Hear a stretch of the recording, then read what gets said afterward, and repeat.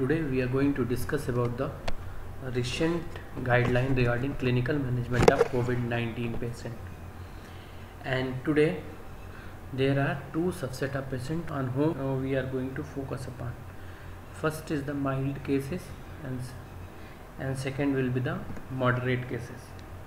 The severe cases we will discuss in separate lecture. So let us start. In mild cases, how to identify these patients, or what is the definition? These are the patients with uncomplicated upper respiratory tract infection, and they may have mild symptoms like fever, cough, sore throat, nasal congestion, body ache, headache, but there is no any evidence of breathlessness or hypoxemia. What does it mean? It means their partial pressure of oxygen, that is SpO2, will be within normal limits. So, how to treat these mild cases? First of all, you have to ask about the detailed clinical history, including the history of comorbidities like obesity, diabetes, hypertension, or any other chronic illness. Patients should be followed up daily with temperature recording, vital charting, and monitoring of SpO2. They require symptomatic treatment in the form of antipyretic, paracetamol, which comes with the various names like Dolo or Crocin. It is used for fever and pain, while antitussives can be used for cough. They should obtain a very good nutritious food, and their hydration should be ensured. Regarding hydroxychloroquine tablet, it should be used for the patient who are at higher risk of developing severe disease, but it should be given in strict medical supervision. Hydroxychloroquine should be given in patients who are having age more than 60 years, hypertension, history of diabetes, if patient is having chronic lung disease like COPD, chronic kidney disease, renal failure, or liver diseases. If he is having cerebrovascular disease, or if patient is obese, he should be prescribed with the hydroxychloroquine. Regarding the doses, hydroxychloroquine should be given 400 mg 2 times on day 1, followed by 400 mg once daily. Patients who are having previous history of or underlying cardiac disease, if he is having any history of unexplained syncope, means if he has fainted but reason is not known, and if there is QT prolongation, means if the corrected QTc is more than 480 millisecond, then these patients are not a candidate for hydroxychloroquine. So, regarding the moderate cases, these are the cases of pneumonia with no sign of severe disease. Otherwise, we can describe these patients as the adolescent or adult patient with the presence of clinical features of dyspnea, that is breathlessness, and hypoxemia, means decrease in the oxygen saturation, fever and cough. Objectively, the moderate cases have SpO2 of less than 94%, means their range of SpO2 between 90 to 94% at room air, because less than 90% of SpO2 at room air is severe case, and if their respiratory rate is more than 24 per minute, they will be categorized as the moderate cases. So how to treat these moderate cases? You should obtain a detailed clinical history, including the history of comorbidities. You should measure the vital signs, pulse oximeter, use pulse oximeter to measure SpO2, a chest x-ray, a complete blood count, and other investigation as indicated should be obtained. Antibiotics should not be prescribed routinely in these patients unless there is a clinical suspicion of bacterial infections. This is a viral pneumonia, but many a times superimposed bacterial infection is there. So antibiotic is a good option if you are suspecting superadded bacterial pneumonia. Apart from that, if you talk about the treatment for the symptomatic treatment should be given in the form of antipyretic for fever and pain and antitussives for the cough. Adequate hydration to be ensured in this patient. You can use ORS for the maintaining adequate hydration. Oxygen support should be given, and the target for the SpO2 in these patients will be 92 to 96% if there is no history of chronic obstructive pulmonary disease. But in chronic obstructive pulmonary disease, conventional target of 80 to 92% should be retained. Different devices can be used for the delivery of oxygen, like you can use nasal prongs or face masks or mask with the breathing or non-breathing reservoir bags.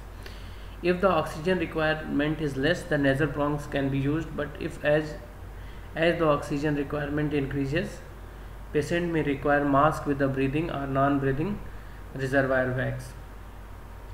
So if you are using a nasal cannula or nasal prongs, then you should apply a N95 mask over the patient mouth. So this is a simple nasal prong. This is a oxygen mask with the reservoir bag, and this is a device known as the high flow nasal cannula. Moving further, awake proning is something used for the rescue therapy. There are few patients in which awake proning is a good option. So a patient who is having oxygen requirement more than 4 liters per minute, who is having normal mental status, means patient should not be confused or unconscious. His or she would be able to self-prone and change in, or he or she can change the position with minimal assistance. If these all three criteria is fulfilled, patient can be prescribed with the awake proning. This awake proning should be avoided in the hemodynamically unstable patient and in the patient where the close monitoring is not possible. All the moderate cases should obtain a 12-lead ECG. Protocol for the awake proning: then patient should be put into the prone position for 30 to 120 minutes, followed by the left lateral decubitus, means left lateral side, followed by the right lateral side, then for the half an hour to 2 hours in the upright sitting position and again in the proning position, and this cycle can be repeated frequently at 30 to 120 minutes on each side. Again, some patients require anticoagulation in the form of prophylactic use of unfractioned heparin or low molecular heparin, like enoxaparin can be used at 40 mg per day in subcutaneous injection. But this anticoagulation is contraindicated in the end stage renal disease or patient is actively bleeding or emergency surgeries. But in ESRD patient, this unfractioned heparin can be considered. Regarding the corticosteroid use in the moderate cases, one should consider the IV methylprednisolone in the doses of 0.5 to 1 mg per kg or dexamethasone in the doses of 0.1 to 0.2 mg per kg for 3 days. It should be started within 48 hours of admission. It should be considered if patient is requiring oxygen requirement is increasing. If inflammatory markers are increased, like if serum ferritin is increased or CRP is high, then these patients should receive corticosteroid, because these inflammatory markers indicate the generalized inflammatory stage in the body, and this corticosteroid can be used as an anti-inflammatory. So in the clinical practice, I have seen that many people are using dexamethasone in conventional meningitis doses like 10 mg or 8 mg 3 times, but it should not be done because excessive use of dexamethasone is something discouraged. So for a 60 kg male, say if the lower range of the dose is taken like 0.1, then the dose come around 6 mg. So dexamethasone preparation contain a 4 mg in 1 ml. So the adequate dose for the patient will be 1.5 ml IV OD. This will be sufficient for these patients, and this should be taken care of to not over medicate with the steroids. Regarding antivirals, tablet hydroxychloroquine can be given in the doses of 400 mg twice on day 1, followed by 200 mg twice for 4 days. But assessment of ECG is very necessary before giving hydroxychloroquine, because hydroxychloroquine is known to cause QT prolongation. So it is contraindicated if corrected QT time is more than 480 milliseconds. Apart from that, a care must be given to control the comorbid condition like diabetes and hypertension. How to follow these moderate cases?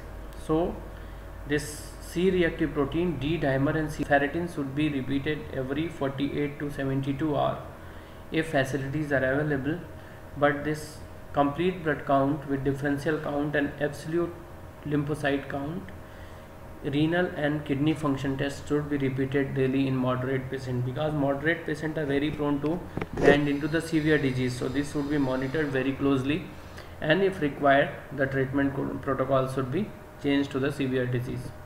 So we will discuss this severe disease in the next lecture. Thank you.